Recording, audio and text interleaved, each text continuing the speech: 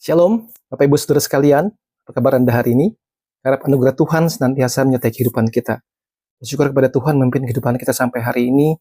Kita sudah bersama-sama merenungkan minggu-minggu sebelumnya tentang garam dan terang dunia. Selamat datang dan bergabung bagi mereka yang pertama kali mendengarkan renungan. Kiranya renungan yang disampaikan lewat Smart Channel Ministry menjadi berkat bagi kita semua. Saudaraku, saya akan membaca bagian Matius 5:13 yang minggu lalu sudah kita bahas selama 2 minggu berturut-turut. Kamu adalah garam dunia. Garam itu menjadi tawar dengan apakah ia diasinkan, tidak ada gunanya lagi, tidak ada gunanya selain dibuang dan diinjak orang. Saudaraku, menjadi renungan bagi kita semua adalah masih terasakah asin kita? Ataukah kita sudah tidak ada lagi gunanya selain kita tinggal dibuang dan diinjak orang? Nah, hari ini kita akan bersama-sama merenungkan tentang terang dunia. Pada sebelumnya kita berdoa terlebih dahulu. Kami di dalam surga, kami mengucap syukur buat berkat yang Tuhan berikan kepada kami. Kiranya firman Tuhan boleh terus memperbaharui hati kami, perilaku kami, mengajak kami sungguh-sungguh menjalankan sesuai dengan apa yang Tuhan izinkan untuk terjadi dalam hidup kami. Katilah waktu ini ya Tuhan, dalam nama Yesus Kristus kami bersyukur dan kami berdoa. Amin. Saudaraku, kita akan bersama-sama melihat lanjutannya. Ayat 14 dan sampai 16. Kamu adalah terang dunia. Kota yang terletak di atas gunung tidak mungkin tersembunyi. Lagi pula orang tidak menyalakan pelita lalu meletakkannya di bawah gantang, melainkan di atas kaki dian sehingga menerangi semua orang di dalam rumah itu. Demikianlah hendaknya terang bercahaya di depan orang, dan mereka melihat perbuatanmu yang baik dan memuliakan Bapamu yang di sorga. Satu lagi dari Yohanes 8 ayat ke-12. Maka Yesus berkata pula kepada orang banyak, katanya, akulah terang dunia. Barang siapa mengikuti aku, ia tidak akan berjalan dalam kegelapan, melainkan ia akan mempunyai terang hidup. Nah, saudaraku, waktu kita membaca bagian-bagian tersebut, kita melihat bahwa waktu Tuhan mengatakan kamu adalah garam dunia, dia melanjutkan dengan kamu adalah terang dunia.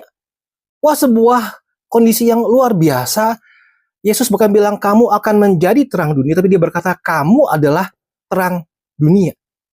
Saudara, sebagaimana bulan menerangi bumi di malam hari, matahari menerangi bumi di pagi siang hari, sebetulnya bulan tidak punya sumber sendiri untuk memancarkan terang.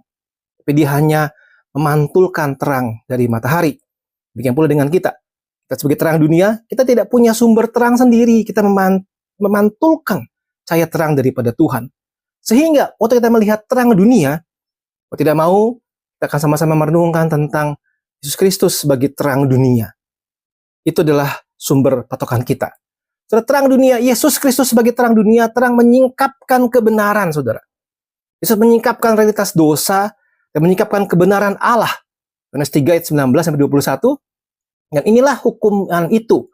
Terang telah datang ke dalam dunia, tapi manusia lebih menyukai kegelapan daripada terang. Sebab perbuatan-perbuatan mereka jahat. Sebarang siapa buat jahat, membenci terang. Dan tidak dapat datang kepada terang itu. Supaya perbuatan-perbuatannya yang jahat itu tidak nampak. Sebarang siapa melakukan yang benar, dia datang kepada terang, supaya menjadi nyata bahwa perbuatan-perbuatan dilakukan dalam Allah. Saudara, Yesus datang menyingkapkan kebenaran. Dunia tidak suka. Yesus datang menyingkapkan kebenaran. Dia menyatakan ini salah, ini benar. Tanpa terang, manusia hidup dalam kebohongan dan kegelapan moral. Aplikasinya adalah begini, saudara. Maukah kita datang kepada terang Kristus dan mengakui dan meninggalkan semua dosa-dosa kita? Setelah terang dunia, terang itu menuntun. Bagaimana tiang api di padang gurun menuntun mereka pada waktu malam, tiang awan menuntun mereka pada waktu siang. Keluaran 13:21. Yesus memimpin kita ke jalan hidup. Tanpa Yesus Kristus, manusia tersesat dalam tujuan hidup.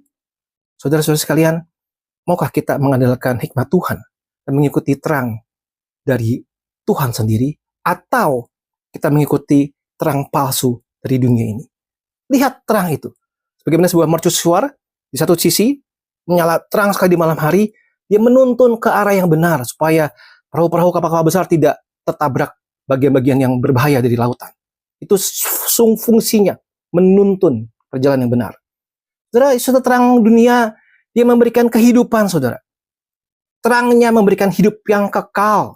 Dan satu yang keempat, dalam dia ada hidup, dan hidup itu adalah terang manusia. Memberikan pemulihan hubungan dengan Allah. Dan terang itu mengusir kegelapan. Saudara, terang itu bercahaya di dalam kegelapan dan kegelapan tidak menguasainya. Yohanes 1 ayat yang kelima. Sebenarnya kalau kita lihat malam hari, gelap sekali. ada sedikit terang yang bercahaya bersinar. Paling tidak di wilayah itu terusirlah si kegelapan, bukan? Mulai ada orang bisa melihat sesuatu di sekitar tempat-tempat tersebut. Yesus terang dunia. Tidak bisa dikalahkan oleh kegelapan dosa, penderitaan, kuasa jahat. Dia mengusir kegelapan itu. Terus sekalian, salib tempat puncak kejahatan menjadi simbol kemenangan terang yang sejati. Itulah terang yang sejati bersinar. Dan terang juga menunjukkan identitas. Matius 5 ayat 14 yang tadi dikatakan di awal, kamu adalah terang dunia. Identitas. Yesus sebagai sumber terang, kita sebagai pembawa terangnya. Saudara, kita harus menyadari diri bahwa kita itu pada dasarnya adalah terang daripada Kristus sendiri. Kita adalah terang dunia. Kita punya identitas yang berbeda dengan dunia ini. Ya, tidak boleh kita hidup sembrono sesuai dengan apa yang manusia atau dunia tawarkan. Saudara, dengan begitu banyak konsep kebenaran tentang terang dunia, kita punya pilihan bagaimana kita menanggapi terang tersebut. Saudara, jikalau sekelompok manusia yang sedang berdosa, mereka akan berusaha untuk menyembunyikan diri daripada pandangan dunia atau orang-orang di sekitar mereka. Mereka menggelapkan diri mereka. Jika ada sebuah terang yang masuk, membongkar apa yang mereka lakukan, mereka pasti malu, mereka pasti berusaha untuk menolak terang tersebut. Sehingga saudara, manusia bisa menanggapi terang dengan cara apa? Menolak terang tersebut. Tidak mau. Mereka terus menolak Kristus. Karena waktu terang itu tersinar, maka kelihatanlah semua yang sedang terjadi. Sehingga banyak orang-orang yang menolak terang tersebut. Mereka mengatakan, aku tidak perlu Kristus. Tidak perlu Kristus. Apakah Anda termasuk orang yang seperti itu? Bertobatlah, saudara. Tanggapan yang kedua, kita mau mengikut Yesus. Kita mengikuti Yesus. Kita percaya, taat, dan hidup sesuai dengan firman-Nya. Kita menerima terang tersebut sebagai sumber kebenaran. Kita mengevaluasi diri kita. Betulkah Tuhan, saya sedang ikut Yesus Kristus? Atau saya hanya sekedar melakukan ritual keagamaan saja? Jadi jika Anda mengikut Kristus hanya ritual keagamaan saja, jangan-jangan sebagaimana khotbah minggu lalu, garammu sudah kehilangan rasa asin. Jangan-jangan terangmu sudah pudar. Kita harus sungguh-sungguh respon dengan tepat, mengikuti Yesus. Respon yang sejati. Dan yang ketiga yang terakhir, saudara, tanggapan kita terhadap terang adalah kita menjadi refleksi terang. Refleksi terang. Kita dipanggil menjadi terang bagi dunia ini. Saudara, bagian ini kita akan renungkan minggu depan. Bagian yang kedua, ya. Bagaimana kita belajar menjadi terang dunia, merefleksikan terang daripada Tuhan sendiri. Saudara, maukah kita hidup dengan benar di hadapan Tuhan? Tuhan berkata, kamu adalah terang dunia. Kita melihat Yesus berkata, akulah terang dunia. Maka tidak ada lagi jawaban yang lain bagi kegelapan dosa manusia selain adalah Yesus Kristus sebagai satu-satunya jawaban. Yesus adalah terang dunia. Saya ingin berseru bagi mereka-mereka yang belum percaya kepada Tuhan Yesus Kristus. Pada hari ini juga, terimalah terang Kristus. Dan berhentilah hidup di dalam kegelapan dosamu.